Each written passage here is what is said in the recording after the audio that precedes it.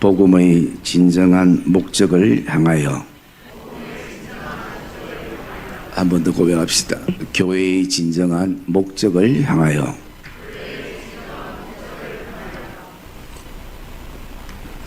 우리가 살아가는 데는 삶의 목적이 있고 또 나름대로 신앙의 목적도 있습니다. 그래서 사람들에게는 목적이라는 것은 굉장히 중요합니다. 왜냐하면 내가 살아야 될 이유가 거기에 있고, 내가 견뎌야 될 이유가 거기에 있고, 내가 참아야 될 이유가 거기에 있기 때문인 것입니다. 그래서 목적 없는 삶은 굉장히 공허하고 방황을 하게 되고 또 힘들어하게 됩니다. 그래서 한때 참 인기 있었던 그 베스트셀러 가운데, 신앙서적 가운데 보면 목적이 이끄는 삶이라는 그런 책이 있습니다. 여러분들도 아마 다 읽어 보셨을 건데, 사람은 내가 말할 때도 목적이 있고 또 길을 갈 때도 목적이 있게 됩니다. 여러분들이 시장을 이렇게 가게 되면 분명 음식장만에 필요한 재료를 사는 목적으로 시장을 가게 됩니다. 그리고 그 가게 가운데 한 가게를 들리는 것은 다른 가게에 가지 않고 그 가게에 들리는 것은 거기에 그 재료가 있기 때문인 것입니다.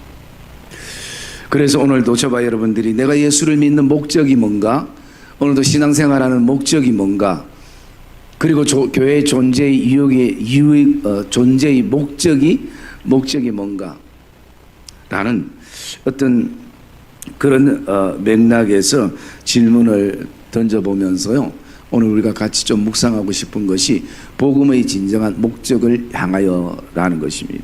여러분, 그래서 이 복음은 가장 그 핵심적인 진리입니다만 우리가 폭넓게 이렇게 적용을 해볼 수 있는 것입니다. 복음과 교회와 나의 삶과 사역과 섬김의 진정한 목적을 향하여라는 그런 의미로 말씀을 좀 묵상을 하려고 합니다. 여러분이 오늘 본문에 이 루스트라라는 지방이 등장합니다. 이곳에서 어떤 일이 있었냐면 발을 쓰지 못하는 사람을 바울과 바나바가 믿음을 선포하면서 그 사람이 일어나 걷게 되어지는 것이. 여러분, 오늘날도 이런 일들이 일어나면 얼마나 교회 사람들이 많이 모이겠습니까? 이것은 기적이고 이적이고 더 나아가서 하나님의 은혜, 즉 성령의 역사인 것이. 그러기에 그 현장에 있었던 사람들이, 이 사람들은 신의 형상을 입고 이 땅에 온 신이다. 그래서 한 명은 그 제우스라고 또 한 명은 헤르메스라는 이름을 주게 되어집니다. 이게 지금 그 본문의 배경인 것입니다. 여러분은 바울과 바나바도 얼마나 신이 났겠습니까? 자기들이 높아지는 것이 신이 난 것이 아니라 하나님께서 복음을 위해서 오늘 이런 이적과 기적과 능력을 이 땅에 베푸셨구나 라는 부분들이에요. 그런데 그 땅에 이 일만 있는 것이 아니라 어떤 일이 일어나냐면요, 19절 말씀 한번 볼까요? 19절 말씀 보겠습니다. 시작. 이고니온에서 와서 무리를 충동하니 그들이 돌로 바울을 쳐서 죽은 줄로 알고 시외로 끌어내치니라. 예. 여러분, 이 땅에 사람들이 바나바 바울을 향해서 박수만 치고 신으로 모시고 제사하는 그런 어떤 하나님의 이적과 기적의 일만 일어난 것이 아니라 이번에는 반대로 사람들이 바울과 바나바를 향해서 돌을 던지게 되고, 그리고 그 돌을 던지는 것이 오늘 있는 말씀처럼 바울과 바나바가 돌이 하도 많이 맞아서 죽은 줄 알고 밖에 던져버리는 일이 일어납니다. 여러분, 앞의 일과 뒤의 일이 상반되는 모습을 우리가 볼 수가 있습니다. 여러분, 우리가 오늘 복음을 위한 길, 그리고 또 교회도 저와 여러분의 섬김과 헌신의 그 삶의 현장에도 이 동일하게 이런 일들이 일어날 수 있다는 것입니다. 많은 사람들이 하나님의 은혜에 기뻐하고 감사하고 그 기적에 저와 여러분들이 하나님 앞에 영광 돌리는 그런 어떤 시간들이 교회와 사역과 복음을 통해서 섬김과 그리고 저와 여러분에게 맡겨진 달란트를 통해서 일어나기도 하는 것입니다. 그러나 때로는 오늘도 누군가를 향해서 돌을 던지기도 하고 누군가를 향해서 돌에 맞게도 되는 이런 일들도 일어날 수 있다는 것입니다. 그래서 여러분, 오늘 19절의 말씀에 보면 이렇게 말하고 있습니다. 유대인들이 안디옥과 이고니온에서 와서 무리를 충동하니 그들이 돌로 바울을 쳐서 죽은 줄로 알고 바깥에 버렸더라라는 것입니다. 여러분, 이 루스트라에 있는 사람들만이 아니라 오늘도 안디옥과 이고니아에서 유대인들이 와가지고 이 루스트라의 사람들을 충동해서 돌을 던지게 하는 그런 일들이 일어나는 것을 보게 되어지는 것입니다. 그러면서 이런 참 오늘날 교회도 또 우리 신앙에도 섬김에도 믿음의 여정에도 우리가 상상할 수 없는 또 예상할 수 없는 그런 어떤 돌발 상황과 변수들이 참 많이 일어나는 이 시대 속에서, 이 상황 속에서 오늘 우리가 이 말씀을 묵상하면서 정말 복음과 교회와 나의 섬김과 신앙의 진정한 목적과 또 방향을 우리가 좀 묵상을 하려고 합니다. 그래서 먼저 복음의 진정한 목적이 뭔가라는 부분들을 세 가지를 오늘 말씀에서 묵상하고요. 그러면 우리는 이 진정한 목적을 향해서 어떤 섬김을 가져야 하는가라는 부분들을 함께 묵상을 하려고 합니다. 복음과 교회와 사역과 섬김의 진정한 첫 번째 목적은요, 우리 15절 말씀에 있습니다. 15절 같이 읽어볼게요. 시작. 이르되 여러분이여 어찌하여 이러한 일을 하느냐. 우리도 여러분과 같은 성정을 가진 사람이라. 여러분에게 복음을 전하는 것은 이런 헛된 일을 버리고 천지와 바다와 그 가운데 만물을 지으시고 살아계신 하나님께로 돌아오게 함이라. 예. 복음과 교회와 저와 여러분의 성경과 사역의 가장 그 진정한 목적 첫 번째는 사람들을 하나님께로 돌아오게 하는 것입니다. 한 영혼을 주께 돌아오게 하는 이것이 교회의 진정한 목적인 것입니다. 이것은 단순하게 숫자적인 사람들을 많이 모으는 게 의미가 있는 것이 아니라 정말 한 사람이 하나님을 알고 하나님을 창조주로 고백하고 하나님을 나의 구세주로 고백하고 하나님을 나의 심판주로 고백하는 그 신앙의 고백을 가지는 그 한 사람으로 오늘도 세우기 위해서 교회가 존재하는, 복음이 존재하는, 저와 여러분들이 섬김과 사역이 존재하는 이유가 하나님께로 돌아오게 하는 것입니다. 여러분, 아마 여러분들이 교회를 통해서 사역과 달란트와 여러분의 섬김을 통해서 지금까지도 이런 일들을 감당하고 왔을 것입니다. 그리고 또 앞으로도 우리가 이 일들을 우리 교회가 감당을 해야 할 것입니다. 그러기에 바울이 오늘 15절에 보니까 여러분에게 복음을 전하는 것은, 여러분에게 내가 복음을 전하는 것은, 이것을 바라보면 이렇게 우리가 또 바꿔볼 수 있습니다. 여러분에게 오늘도 교회를 소개하는 것은, 여러분에게 내가 이 사역과 섬김을 하는 것은 헛된 일을 버리고 살아계신 하나님께로 돌아오게 함이라. 이게 바울의 목적인 것입니다. 교회의 목적인 것입니다. 그러면서 바울이 그렇게 얘기를 합니다. 17절에 보면 하나님께서 때로는 자기를 정언하지 않으신 것처럼 보여지지만 정언하시지 않은 것이 아니라 곧 여러분 에게 하늘로부터 비를 내리며 결실기를 주시는 선한 일을 하사 음식과 기쁨으로 여러분의 마음에 만족하게 하셨다라는 것입니다. 이것은 하나님께서 이 모든 자연 만물 속에서 우리에게 주셨던 일반적인 은혜라는 것입니다. 그래서 그것만 바라봐도 우리가 제대로 보면 하나님의 존재에 대해서 알게 되고 하나님께로 돌아가야 되겠다라는 그 마음들을 품게 되어진다는 것입니다. 그래서 여러분, 오늘도 우리의 신앙의 진정한 목적은 한 영혼에서 죽게 하나님께로 돌아가게 되고 하나님을 알게 하는 거기에 목적이 있는 것입니다. 그리고 여러분, 두 번째 목적은요, 우리 18절 말씀 읽어볼까요? 18절 말씀 시작. 광야에서 약 40년간 그들 말하여 겨우 무리를 말려 자기들에게 제사를 못하게 하니라. 아멘. 여러분, 두 번째 교회와 복음의 진정한 목적은 사람들에게 있어서 우상에서부터 벗어나게 하는 것입니다. 여러분, 이 땅에는 수많은 우상들이 있습니다.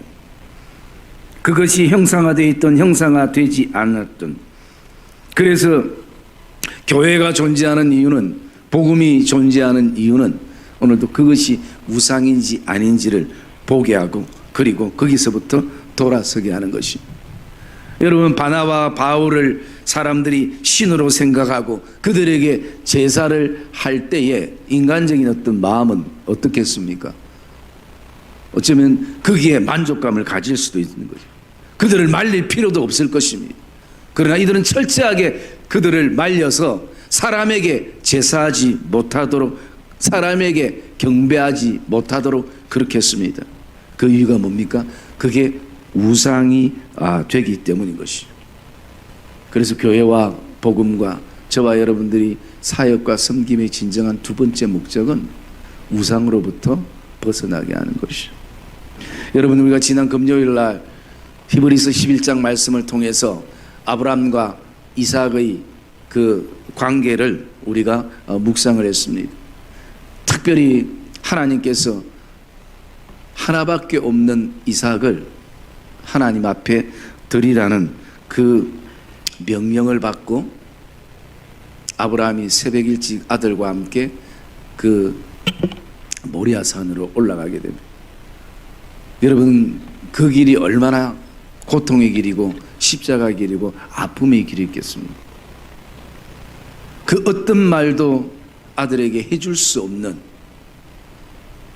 자신이 도리어 아들 대신 죽어줄 수 있다면 죽고 싶은 심정이 부모의 심정이지 않겠습니까? 아무리 아들이 허물이 많고 또 죄가 많다 할지라도 대신 죽고 싶은 것이 부모의 심정일 것입니다. 그러면서 그 안에 품어지는 마음이, 왜 하나님은 하나밖에 없는 이 독생자 이 이삭을 하나님은 왜 달라고 하는가? 거기에 두 가지 어떤 이유를 묵상할 수 있습니다. 첫 번째는 우리가 믿음의 삶을 살면서 뭐 여러 가지 어떤 시험들도 있지만 제일 우리의 신앙의 끝의 시험은 생명에 대한 시험인 것이. 생명의 주인이 누구인가? 하나밖에 없는 이 생명의 주인이 누구인가? 이 생명의 주인의 고백이 되어야지 우리 안에 부활의 신앙이 참 믿음이고 진정한 신앙이 되는 것이. 그리고 두 번째, 그 이삭을 통해서 느낄 수 있는 것은요, 오늘 하나님께서 우리에게 주시는 선물들, 여러분, 아브라함에게 있어서는 그 무엇보다 이삭은 정말 소중한 선물이었습니다.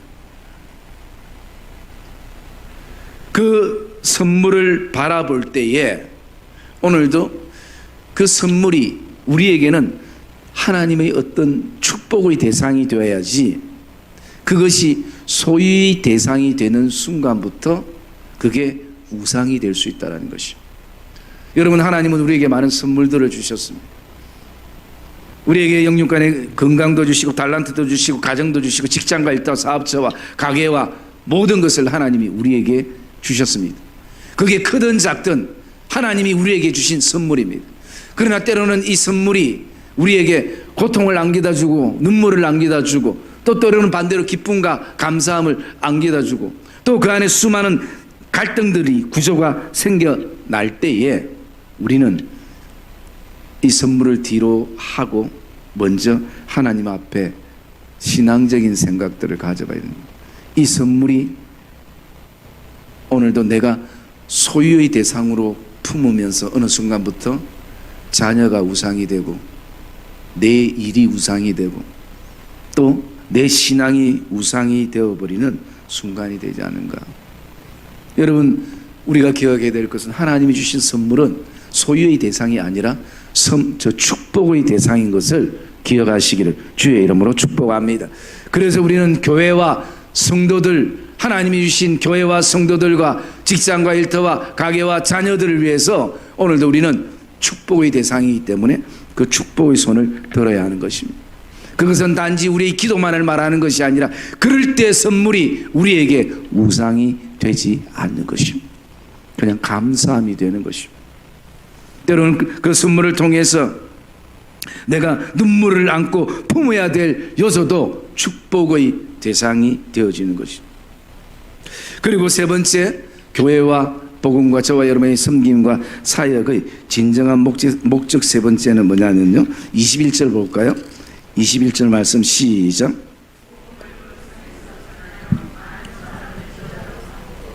루스드라와 이고니온과 안디옥으로 돌아가서 세 번째 진정한 목적은 제자를 삼는 것입니다. 교회는 제자를 삼아야 되는 것이. 이 제자라는 단어는 헬라어로 마데테스라는 이름입니다. 그래서 이 제자라는 것은 다른 말로 그리스도인이라는 의미입니다. 그리스도인이라는 것은 그리스도께 속한 사람이라는 의미도 있고, 그리스도인이라는 것은 세상의 그 어떤 것으로 그 사람을 설명해도 설명되지 않고 오직 그리스도로만 설명되는 사람을 그리스도인이라고 얘기하는 것입니다. 여러분, 저와 여러분들이 살아갈 때 나를 소개할 때에 어떻습니까? 그 스펙들, 그 이력들, 그 또 내가 지금까지 해왔던 그 모든 업적으로 그 사람을 설명하지만 사실은 그게 그 사람은 아닌 것입니다. 그 사람을 통해서 이룬 일들인 것입니다. 진짜 우리의 존재는 누구를 통해서 설명할 수 있는가? 예수 그리스도를 통해서 설명할 수 있는 것입니다. 그게 바로 그리스도인이고, 그리고 그 사람들이 바로 예수님의 제자인 것입니다. 여러분, 저와 여러분들이 처음에는 군중으로 때로는 무리로 있었지만 이제는 그 신앙의 여정 속에서 이제는 제자로서는 제자로 고백되어지는 시간들이 되시기를 주의 이름으로 축복합니다. 여러분, 교회는 제자가 많아야 되는 것입니다.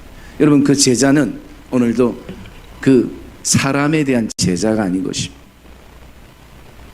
우리가 제자 훈련도 공부도 했었고, 제가 알기로는 우리 교회 한 50%는 사역반까지 다 했고 한 70%는 그 제자 훈련 과정들을 다 했었습니다.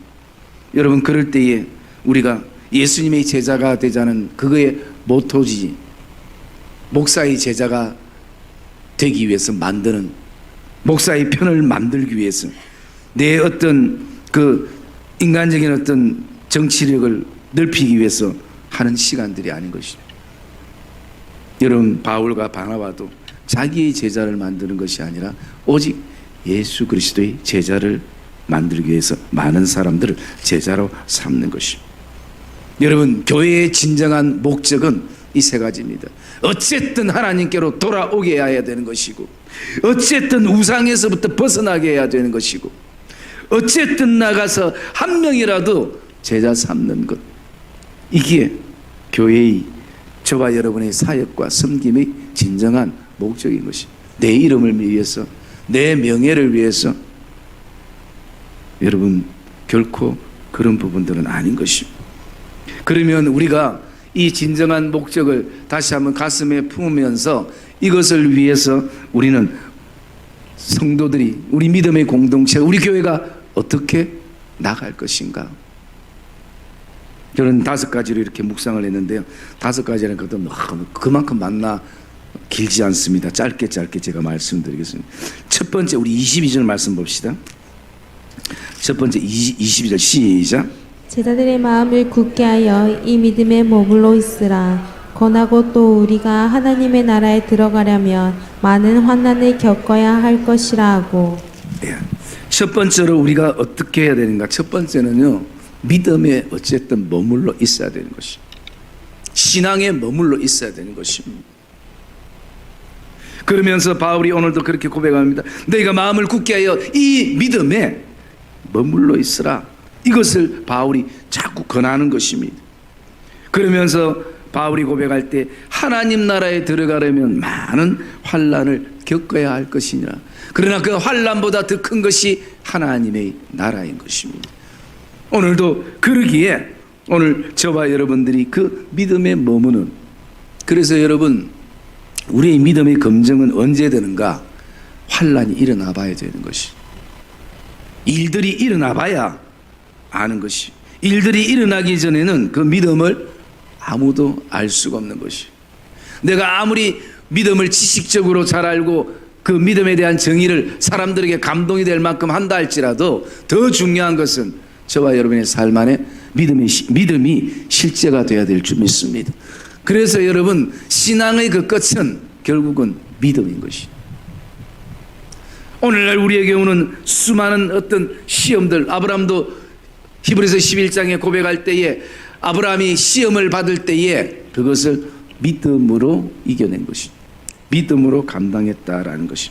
그리고 여러분, 두 번째, 우리가 무엇을 할 수 있는가? 23절 말씀 읽읍시다. 23절 말씀 시작.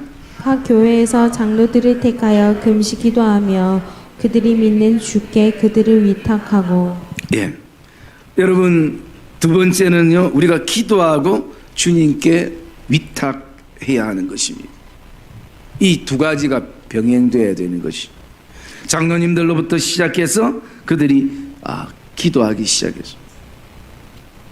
복음을 위해서, 교회를 위해서, 저와 여러분의 진정한 사역과 섬김을 위해서 기도하기 시작했다는 것이. 여러분, 오늘도 무엇보다도 우리에게 더 많은 기도가 필요한 시대 속에 우리가 있게 되어집니다. 제가 요즘 하는 기도가 어떤 기도냐면요, 그런 기도입니다. 먼저는 나의 죄에 대해서 하나님의 용서와 하나님의 은혜를 구하는 기도와, 또 두 번째로는요, 제가 어떤 기도를 하냐면, 하나님, 사람을 미워하지 않게 해주시옵소서. 여러분, 이 기도를 제가 하고 있습니다. 왜 이 기도를 하고 있느냐 하면요, 저는 말씀을 전하는 사람이기에 사람에 대한 미움이 생기면 설교 안에 그 독이 들어갈 수 있는 것입니다. 여러분, 음식이 아무리 하려고 맛있게 보여도 거기에 독 한 방울 있으면 생명이 끝이 날 수 있는 것입니다. 그러기에 저는 신앙의 철이 없을 때 설교할 때는 어쨌든 내가 이 설교로 이 사람을 바꾸고 저 사람을 바꿔야 되겠다, 그렇게 생각하며 설교할 때도 있었습니다. 그러나 이제 담임으로 섬기고 제가 어떤 교육을 통해서 이렇게 받았던 은혜 가운데 제가 결심한 거 하나가, 어떤 일이 있어도 내가 사람을 바꾸기 위해서, 그 사람을 일반적으로 그냥 사람들을 치고 때리기 위해서 하는 설교는 절대 안 하기로 작정하고, 사실은 오늘날까지도 그렇게 해왔던 부분이기도 하는 것입니다. 지금 여러분, 오늘 우리에게 필요한 기도도 아마 그럴 것입니다. 성도와 성도 사이에, 또 목회자와 성도 사이에, 또 우리 믿음의 공동체 안에, 그리고 우리가 또 두 번째 기도해야 되는 것은 이 모든 것을 주께 위탁해야 되는 거죠. 여러분, 주께 위탁한다는 게 뭡니까? 다 맡긴다는 말이죠. 다 맡기는 것이, 그게 지금 우리가 성도들이 함께 할 수 있는 일인 것이. 그리고 세 번째, 우리가 할 수 있는 것, 또 해야 될 것. 26절 말씀 볼까요? 26절 말씀 시작. 거기서 배 타고 안디옥에 이르니 이곳은 두 사도가 이룬 그 일을 위하여 전에 하나님의 은혜에 부탁하던 곳이라. 네. 그 다음에 우리가 해야 될 것은요, 하나님의 은혜를 구해야 된다는 것이. 하나님의 은혜를 구해야 되는 것. 오늘 말씀대 하나님의 은혜에 부탁하던 곳. 여러분, 오늘 교회가, 우리 믿음의 공동체가 하나님의 은혜에 부탁하는 곳이 되어야 되는 것이. 여러분이 섬기는 그 삶의 현장과 섬김의 모든 곳이 하나님의 은혜가 흐르게 해야 하는 것입니다. 하나님의 은혜는 윤활유와 같은 것입니다. 소리가 나지 않게 되는 것입니다. 기계가 뻑뻑할 때마다 그것은 윤활유가 없기 때문에, 내 신앙이 뻑뻑할 때 그때는 하나님의 은혜가 필요하다는 것을 우리가 보게 되어지는 것입니다. 그래서 우리는 그 은혜를 구해야 되는 것이죠. 그리고 하나님께서는 우리에게 말씀하는 것, 너희가 은혜를 구해라. 그러면 내가 그 은혜를 줄 것이다 라고 말씀하는 것이죠. 그리고 네 번째, 우리가 복음과 교회와 사역과 성김과 진정한 목적을 향하여 나갈 때 우리는 무엇을 할 수 있는가? 27절 말씀 봅시다. 27절 말씀 시작. 그들이 이르러 교회를 모아 하나님이 함께 행하신 모든 일과 이방인들에게 믿음의 문을 여신 것을 보고하고. 예. 여러분, 여기에 보고하고라는 것은 다른 말로 말하면요, 간증이라고 얘기할 수 있는 것입니다.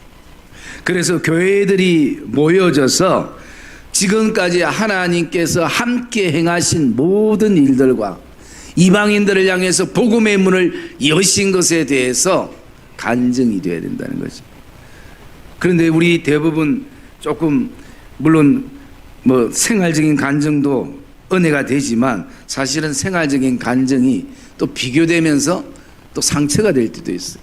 그래서 여러분, 이 간증은 인간에 대한 공치사가 되어서는 안 되는 것이. 왜 여러분, 간증이 그 순간은 은혜 받는 것 같은데 또 시간이 지나면 간증은 잊어버려지는가? 그게 전부 어쩌면 생활적인 공치사가 되기 때문에, 이렇게 해서 자녀가 잘 되고 이렇게 해서 뭐가 되고, 물론 잘 될 수 있습니다.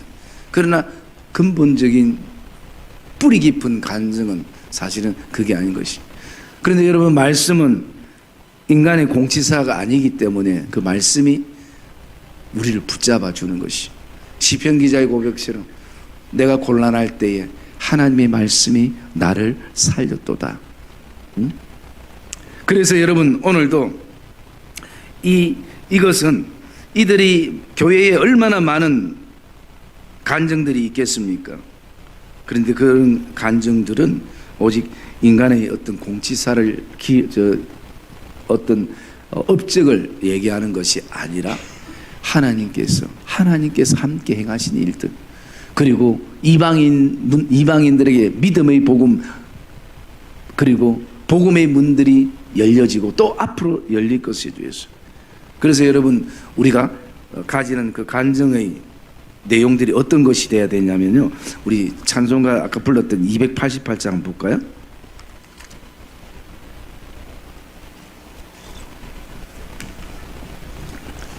거기에 보면 진짜 간증에 대한 정의를 하고 있습니다. 우리는 보면 이렇게 기록되죠.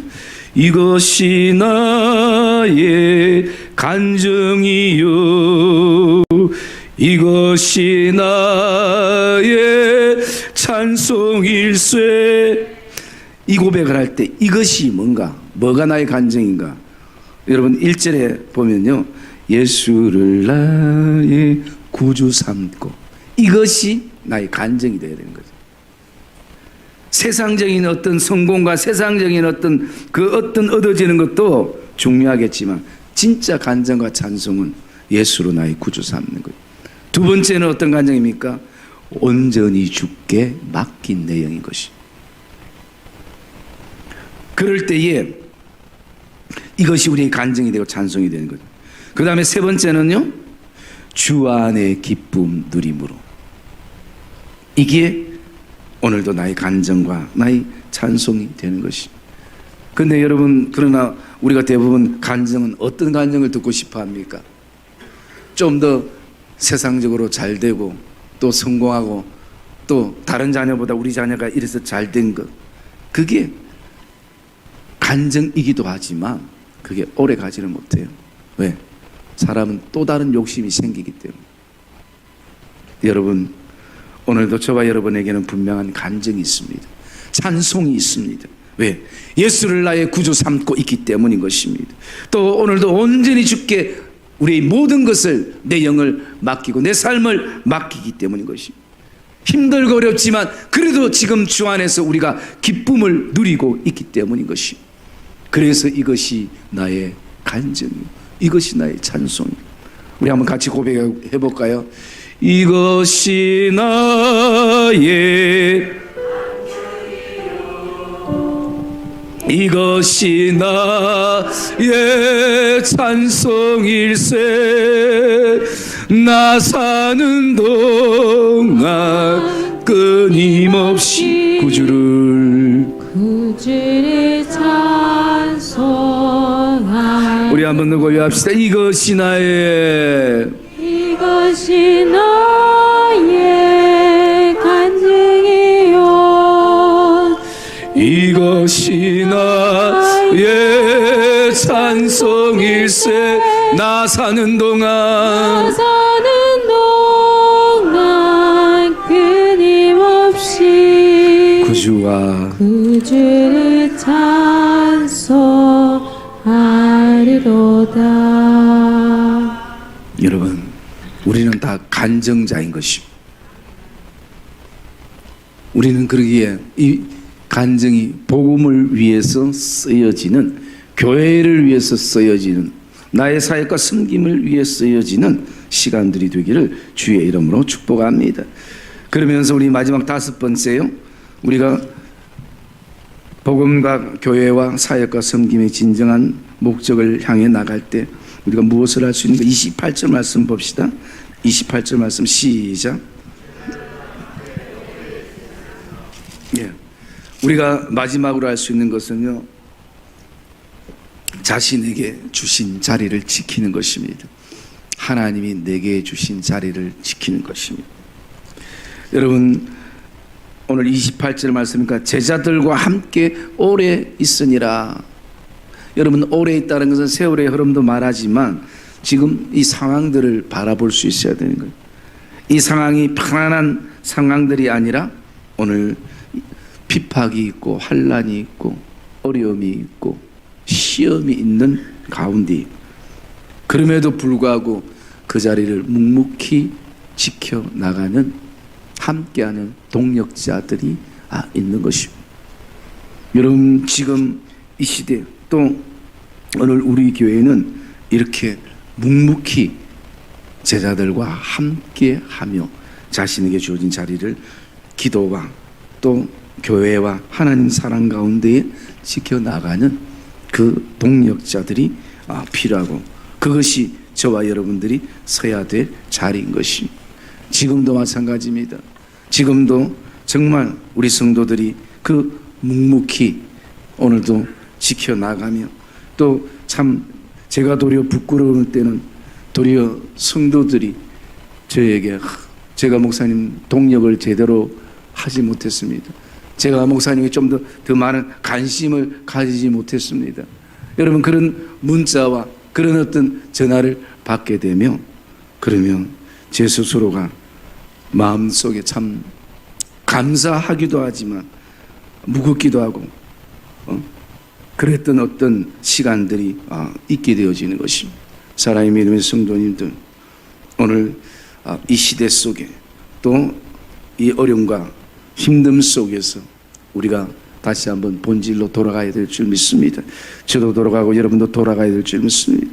복음과 교회와 사역과 섬김의 진정한 목적이 뭔가, 이 세 가지를 다시 한번 가슴에 품으시고, 그리고 나가서 저와 여러분들이 그 목적을 향해서 우리 성도들이 함께 무엇을 할 것인가, 이 5가지를 가슴에 품고 오늘도 다시 한번 함께 일어서서 믿음의 손을 붙잡고 오늘도 그 하나님 나라의 그 복음을 향한 복된 믿음의 행진들이 되시기를 주님의 이름으로 축복합니다.